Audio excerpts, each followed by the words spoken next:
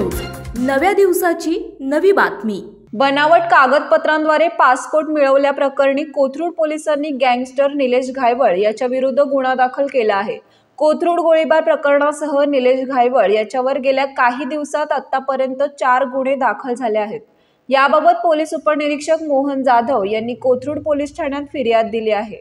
निलेश घायवळ तसेच त्याला पासपोर्ट काढून देण्यासाठी मदत करणाऱ्या दोघांविरुद्ध गुन्हा दाखल केला आहे।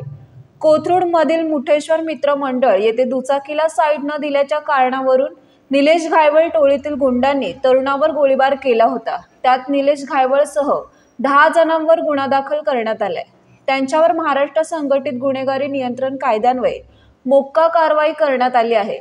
दरम्यान निलेश घायवळ हा बनावट पासपोर्टवर 90 दिवसांच्या विजावर स्वित्झर्लंडला गेल्याचे समोर आले आहे। त्याने अहिल्यानगर येथील पत्त्यावर तत्काळ मधून पासपोर्ट मिळवला आहे। निलेश याने गायवळ या नावाने खोट्या नावाचा वापर करून खोट्या मार्गाने पासपोर्ट मिळवल्याचे समोर आले आहे। त्यानंतर आता कोथरूड पोलिसांनी बनावट कागदपत्रे तयार करणे, त्यासाठी इलेक्ट्रॉनिक साधनांचा वापर करणे अशा विविध कलमासह पासपोर्ट ऍक्ट खाली गुन्हा दाखल केला आहे।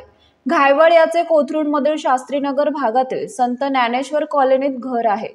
त्याचे घर आणि कार्यालयाची झडती कोथरूड पोलिसांनी शनिवारी घेतली होती। घरातून पोलिसांनी 2 काडतुसे, 4 पुंगळ्या जप्त केल्या। पोलिसांनी घायवळ याच्या घरातून धाराशिव, पुणे, मुळशी, जामखेड येथील जमिनी संदर्भातील खरेदी खत, साठे खतासह अन्य कागदपत्रे तसेच 10 तोळे सोन्याचे दागिने पोलिसांनी जप्त केले आहे।